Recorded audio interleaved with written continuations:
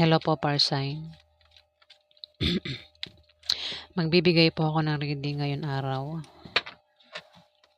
Ito po ay sa July 3 hanggang July 9. 1 week reading para sa mga Parsign. Paalaala po na ito po ay general reading at hindi po ito personal reading. Bahala na po kayo makaresonate o hindi. Dahil marami po tayo ang magkakapareho ng zodiac sign. So, simulan na po natin.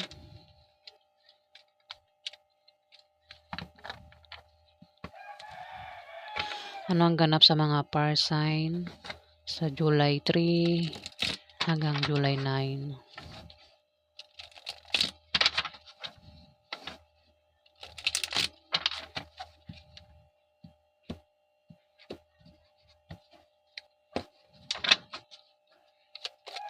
Ganap kay Parsign sa July 3 hanggang July 9.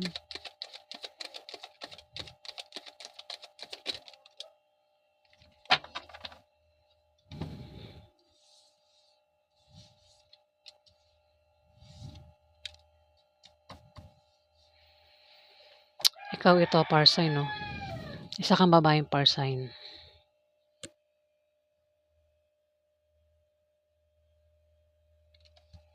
At meron ditong lalaking air sign, Libra, Aquarius, o Gemini. Ang zodiac sign, lalaki.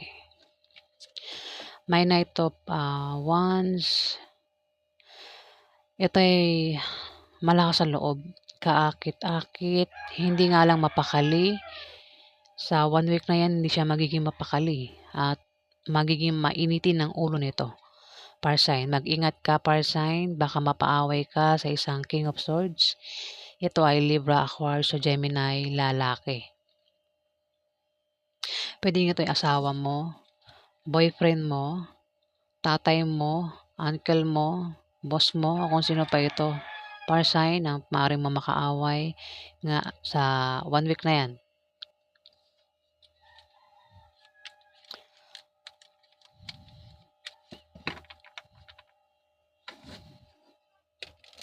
Pwedeng yan ay asawa mo. Kung meron kang asawa, Parsign.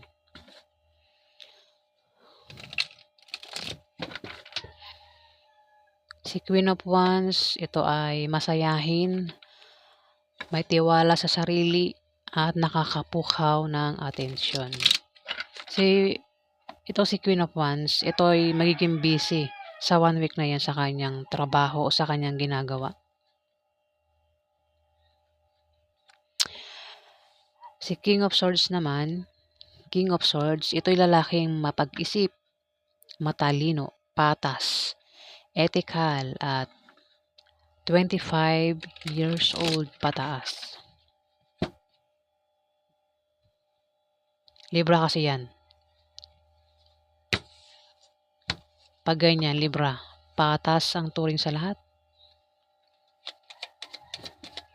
Meron ka bang karelasyon, Parsign, na Libra?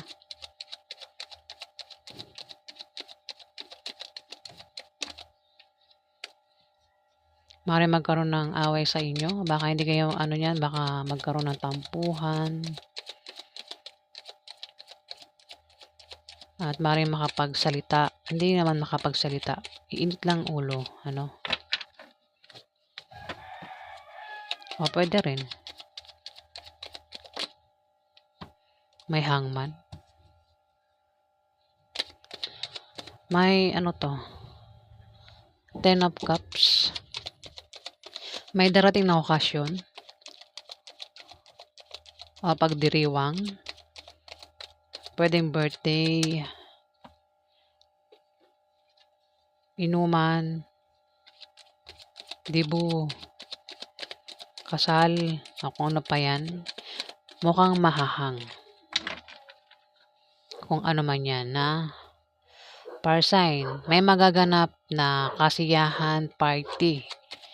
Inuman, maring kasal, baka nang babala kayo magpakasal ng Libra, Aquarius, o Gemini na ito. Sa 1 week na yan, pero mahahang. May hangman eh.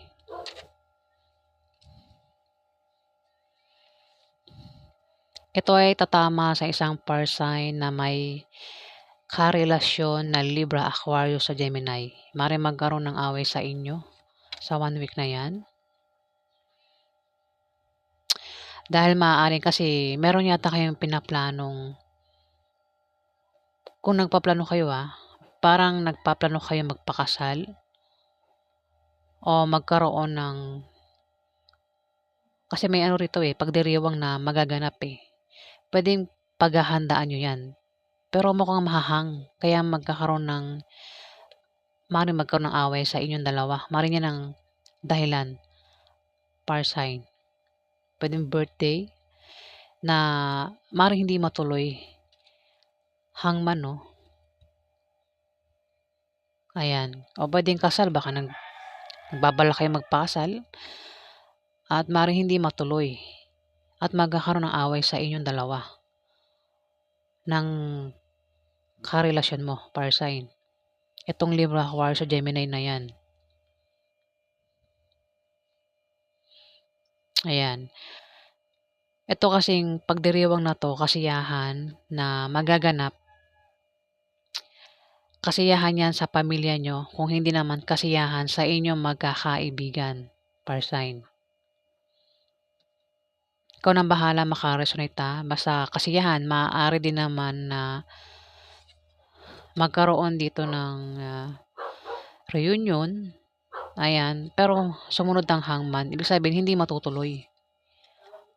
Hangman, may stop kung ano man 'yang pinaplano niyong binabalak niyong kung kasal 'yan, baka may stop, mahinto. Kaya parang magkakaroon ng away sa inyo, may tampuhan, fire sign. Dito, ang ibang fire sign dito, ang ibang fire sign dito meron silang ano 'to, 3 of Wands. Meron sila ditong tinatrabaho, pinaghihirapan, pinapaguran, ginagawa, kung ano man 'yan, na itong July 3 to July 9 makikita niyo ang resulta o bunga ng pinagtatrabahuhan niyo o pinaghihirapan niyong gawin. Iba sa inyo fire sign, Kung meron kang negosyo, ayan, makikita mo na yung negosyo mo lumalago, fire sign. Kung ano pa 'yan na pinaghihirapan mo, pinagtrabahuhan mo, ayan, may paglago sa 1 week na 'yan. Maaari din naman na ikaw ay nagbabalak umalis, mag-travel, meron kang pupuntahan, nakatingin ka sa malayo, baka baka nasa malayo ka sa pamilya mo, parang naiisipan mong umuwi sa pamilya mo sa 1 week na 'yan, fire sign. Ang iba sa inyong fire sign na ganyan ang iniisip. Ayan, bahala kayong maka-resonate, kung tamaan kayo, hindi, Dito may 3 of Pentacles.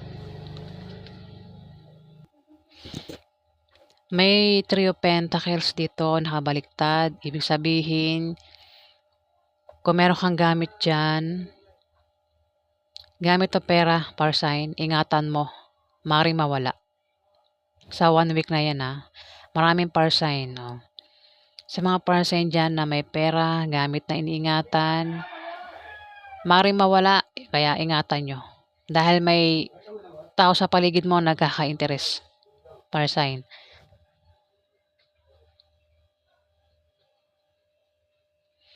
Ayan. Puwede rin na kasi meron ka ditong kung meron kang negosyo, ayan, meron ka ditong pinagtatrabahuhan, kung ano man 'yan na pinagpapaguran mo talaga, binibigyan mo ng time, nagpupuyat ka para diyaan. At maganda ang bunga niyan, makikita mo ang resulta sa July 3 to July 9, fire sign. Ngunit bantayan mo 'yan. Kailangan bantayan 'yan kasi may tao rito ang nakaabang sa'yo. Binabalak niyang anuhin 'yan kung ano yang meron ka. Parang may magnanakaw dito, fire sign. Interesado sa kung anong meron ka. Ayan, sinasabi ng card, pinag-iingat ka, Paulit-ulit ako, 'di ba? Warning, warning, babala. Ang sabi ng card, kung meron kang pera, gamit, ingatan mo baka mawala kasi meron magnanakaw. Per sign. Sa 1 week na yan sa July 3 hanggang July 9. Ayan, may tao rito, nagkaka-interes.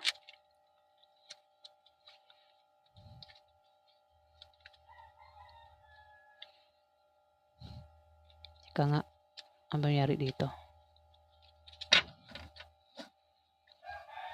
Alamin pa natin ang ganap. Ano ang ganap? Ano pa ang ganap kay Fire Sign sa July 3 hanggang July 9?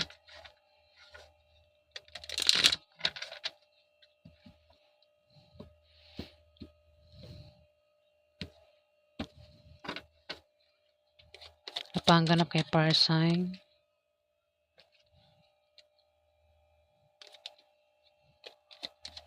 Ano pa ang ganap kay Fire Sign?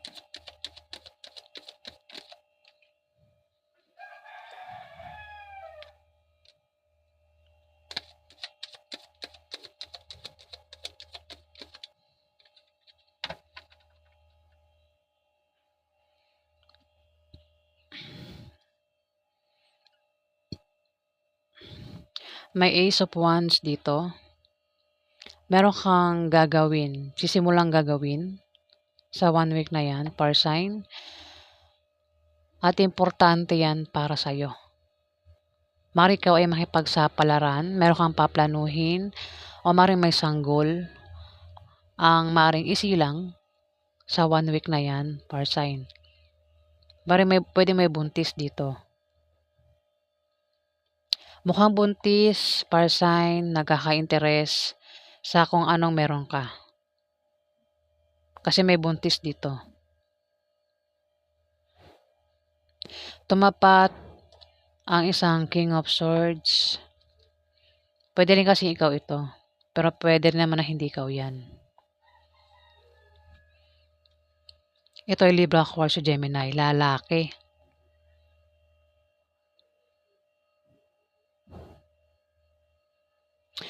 Ace of Wands ulitin ko, meron kang sisimulan na gagawin na importante para sa'yo.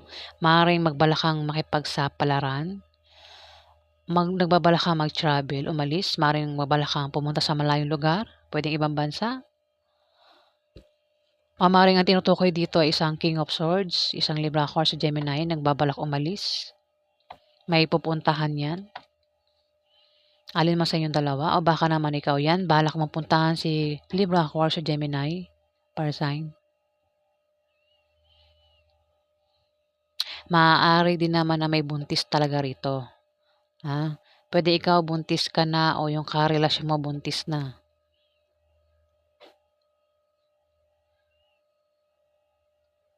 Kung hindi naman sa pamilya nyo may buntis,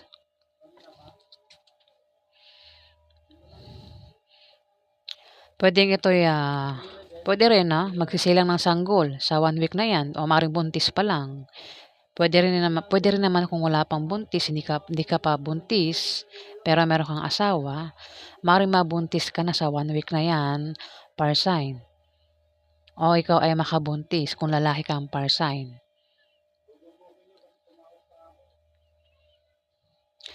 Dito may the world. Magiging perfect.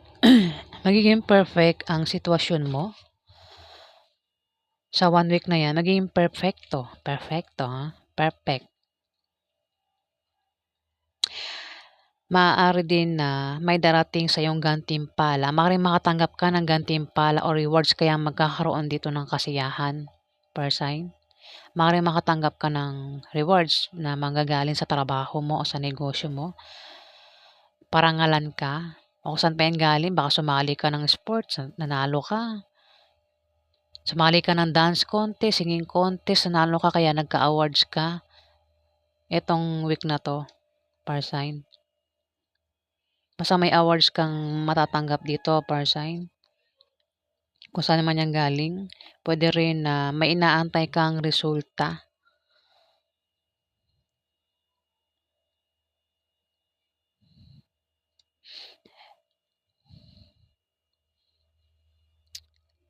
Resulta, maaaring resulta ng proyektong ginawa mo, resulta kung may buntis, resulta ng pregnancy test, resulta ng kung may sakit, ayan, basta resulta. Ayan, maraming para sign, Ang iba sa inyo, yan ang inaantay. Ang iba, makakatanggap ng awards, rewards.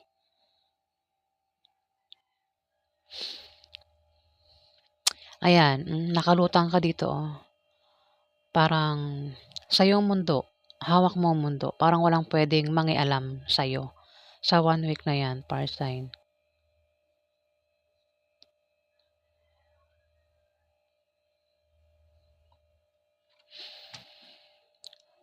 Dito, may 6 of, cups.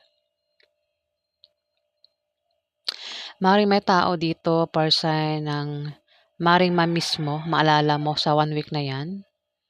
At maring hindi mo ito makalimutan. Isang taong nakasama mo, naging close mo, maring nakasama mo yan ng bata ka pa, maring nagkahiwalay kayo. Kaya ang taong ito ay parang ma-miss mo. Basta isang taong naging malapit sa'yo, pwedeng ito ay bata, pwedeng may edad na, wala sa gender kung sino man ito. Pwedeng kaibigan mo, member ng pamilya mo, pwedeng ex mo, pwedeng, kung sino man yan. At hindi mo siya, parang mamiss mo lang siya ngayong isang linggo na to. Pwedeng kaklase mo, o kung sino pa yan na maaaring mamiss mo. Pwedeng yung yumao na. Ayan, para sign.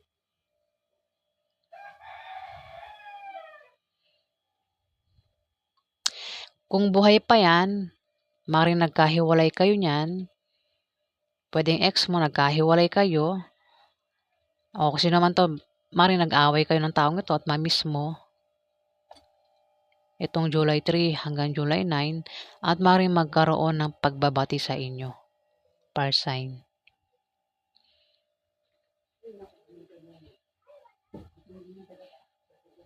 Ayan, tao yan. Hindi yan hayop. Tao kasi nandito nakadrawing.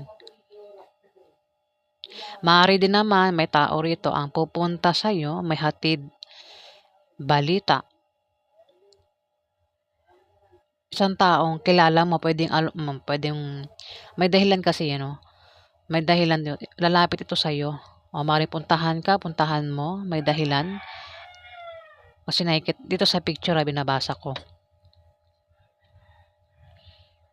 Maaaring kung nag-away kayo, maaaring magkaroon ng pagbabati sa inyo.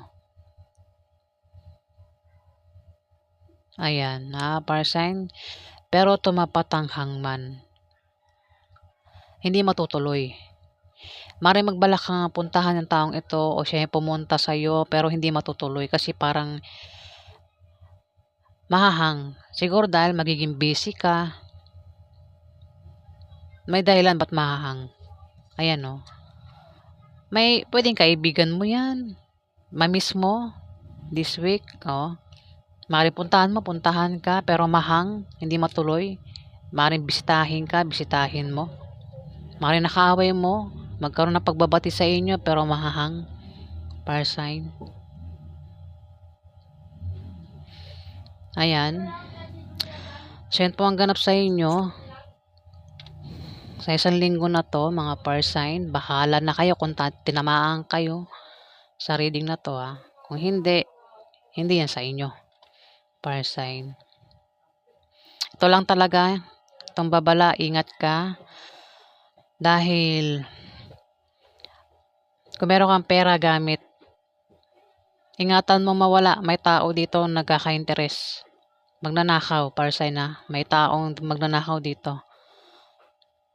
At magiging mainit ang ulo mo dyan, Mainit ang ulo mo, par sign. Baka pag nawala talaga yan, ay nako. Magbunga nga ka na naman dyan, par sign.